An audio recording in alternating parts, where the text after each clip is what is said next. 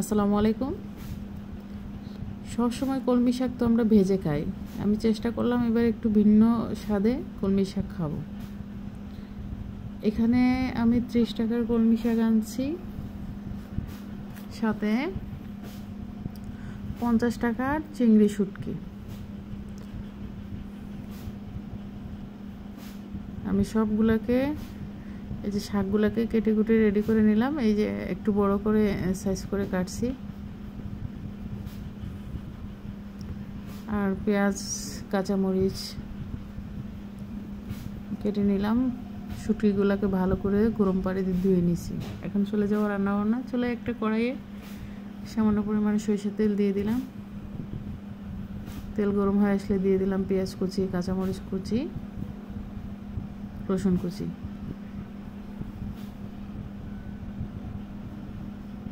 ভালো করে ভাজা ভাজা হয়ে গেলে দিয়ে দিব এখানে ধুয়ে রাখা চিংড়ি শুটকি।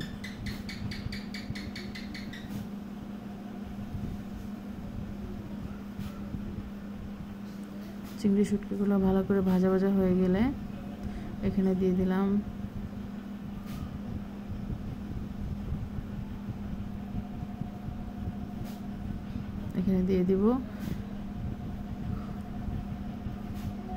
হাফ চা চামচ হলুদের গুঁড়া,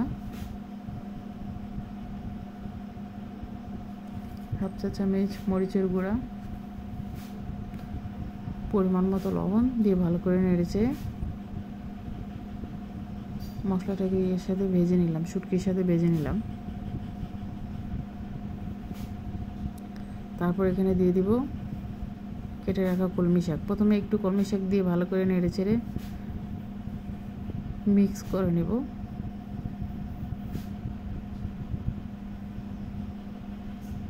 তারপর পুরোটা কলমি শাক দিয়ে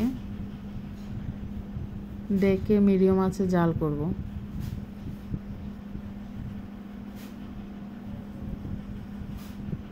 পানি বের হয়ে আসা পর্যন্ত। এই যে দেখেন, আমি আর ফাঁকিতে একবার নেড়ে চেড়ে দিয়েছি। মোটামুটি আর কোনো ঝামেলা নাই, শর্টকাট রান্না।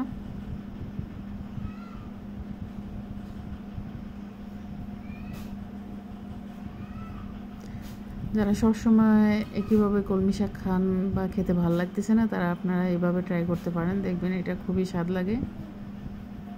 আমার কাছে খুব ভালোই লাগছে, তাই আপনাদের সাথে আমি শেয়ার করলাম। কলমি শাক তো আমরা সবসময় ভেজে খাই, এবার একটু ভিন্ন স্বাদে খাওয়ার চেষ্টা করলাম। যারা যারা এভাবে খান নাই, বলবো একটু একবার ট্রাই করেন, দেখবেন খুব ভালো লাগবে। আর সবাই ভালো থাকবেন।